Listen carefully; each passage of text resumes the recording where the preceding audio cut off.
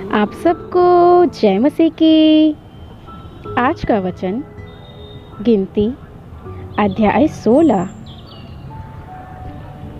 कोरह जो लेवी का परपोता, कहात का पोता और इसहार का पुत्र था, वह एलीआब के पुत्र दातान और अबीराम और पेलेत के पुत्र ओन, इन तीनों रूबेनियों से मिलकर मंडली के 250 प्रधान जो सभासद और नामी थे, उनको संग लिया और वे मूसा और हारून के विरुद्ध उठ खड़े हुए और उनसे कहने लगे, तुमने बहुत किया, अब बस करो, क्योंकि सारी मंडली का एक एक मनुष्य पवित्र है और यहोवा उनके मध्य में रहता है। इसलिए तुम यहोवा की मंडली में ऊंचे पद वाले क्यों बन बैठे हो? यह सुनकर मूसा अपने मुंह के बल गिरा।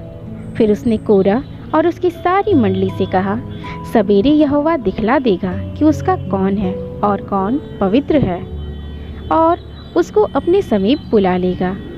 जिसको वह आप चुन लेगा, उसी को अपने समीप बुला भी लेगा। इसलिए हे कोरह, तुम अपनी सारी मंडली समेत यह करो, अर्थात अपना अपना धूपदान ठीक करो, और कल उनमें आग रखकर यहोवा के सामने धूप देना। तब जिसको यहोवा चुन ले, वही पवित्र ठहरेगा। हे लेवियों, तुम भी बड़ी बड़ी बातें करते हो, अब बस करो। फिर मूसा ने कोरह से कहा, हे लेवियों, सुनो, क्या यह तुम्हें छोटी बात जान पड़ती है कि इस्राएल के परमेश्वर ने तुमको इस्राएल की मंडली से अलग करके अपने निवास की सेवा करने और मंडली के सामने खड़े होकर उसकी भी सेवा टहल करने के लिए अपने समीप बुला लिया है, और तुझे और तेरे सब लेवी भाइयों को भी अपने समीप बुला लिया है। फिर भी तुम याजक पद के भी खोजी हो, और इसी कारण तूने अपनी सारी मंडली को यहोवा के विरुद्ध इकट्ठी किया है। हारून कौन है कि तुम उस पर बुड़बुड़ाते हो? फिर मूसा ने एलीआब के पुत्र दातान और अबीराम को बुलवा भेजा, और उन्होंने कहा, हम तेरे पास नहीं आएंगे। क्या यह एक छोटी बात है कि तू हमको ऐसे देश में, जिसमें दूध और मधु की धाराएं बहती हैं, इसलिए निकाल लाया है कि हमें जंगल में मार डाले? फिर क्या तू हमारे ऊपर प्रधान भी बनकर अधिकार जताता है? फिर तूने हमें ऐसे देश में, जहां दूध और मधु की धाराएं बहती हैं, नहीं पहुंचाया, और न हमें खेतों और दाख की बारियों के अधिकारी किया। क्या तू इन लोगों की आंखों में धूल डालेगा? हम तो नहीं आएंगे।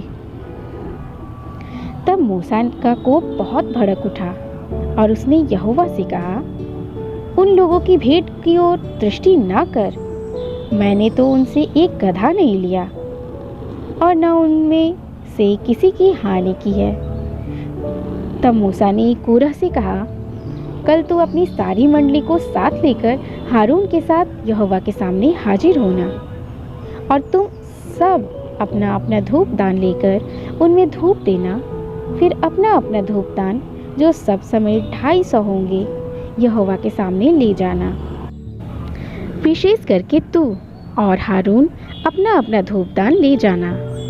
इसलिए उन्होंने अपना अपना धूप दान लेकर और उनमें आग रखकर उन पर धूप डाला, और मूसा और हारून के साथ मिलाप वाले तंबू के द्वार पर खड़े हुए, और कोरह ने सारी मंडली को उनके विरुद्ध मिलाप वाले तंबू के द्वार पर इकट्ठा कर लिया। तब यहोवा का तेज सारी मंडली को दिखाई दिया। तब यहोवा ने मूसा और हारून से कहा, उस मंडली के बीच में से अलग हो, कि मैं उन्हें पल भर में भस्म कर डालूं। तब वे मुंह के बल गिर के कहने लगे, हे ईश्वर, हे सब प्राणियों के आत्माओं के परमेश्वर, क्या एक पुरुष के पाप के कारण तेरा क्रोध सारी मंडली पर होगा?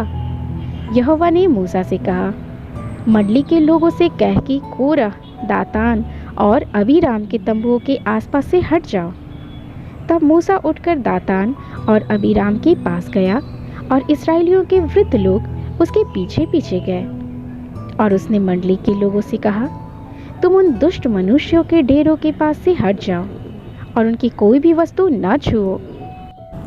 कहीं ऐसा न हो कि तुम भी उनके संग सब पापों में फंसकर मिट जाओ।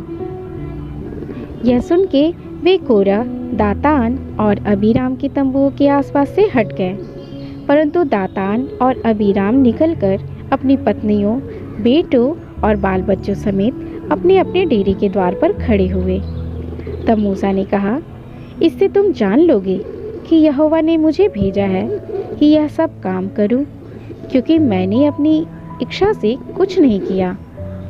यदि उन मनुष्यों की मृत्यु और सब मनुष्यों के समान हो और उनका दंड सब मनुष्यों के समान हो, तब जानो कि मैं यहोवा का भेजा हुआ नहीं हूँ। परंतु यदि यहोवा अपनी अनोखी शक्ति प्रकट करे और पृथ्वी पर अपना मुंह पसार कर उनको और उनका सब कुछ निगल जाए और वे जीते जी अधोलोक में जा पड़े, तो तुम समझ लो कि इन मनुष्यों ने यहोवा का अपमान किया है। वह ये सब बातें कह ही चुका था कि भूमि उन लोगों के पांव के नीचे से फट गई और पृथ्वी ने अपना मुंह खोल दिया और उनका और उनके घर द्वार का सामान और कोरह के सब मनुष्यों और उनकी सारी संपत्ति को भी निगल लिया, और वे और उनका सारा घर बार जीवित ही अधोलोक में जा पड़े और पृथ्वी ने उनको ढांप लिया और वे मंडली के बीच में से नष्ट हो गए। और जितने इस्राएली उनके चारों ओर थे, वे चिल्लाना सुनकर यह कहते हुए भागे कि कहीं पृथ्वी हमको भी न निगल ले। तब यहोवा के पास से आग निकली और उन 250 धूप चलाने वाले को भस्म कर डाला।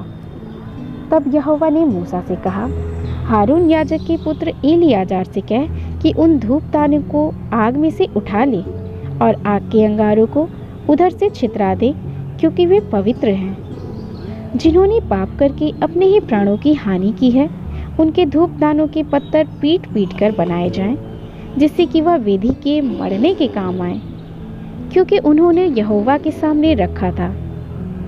इससे वे पवित्र हैं। इस प्रकार वह इस्राएलियों के लिए एक निशान ठहरेगा।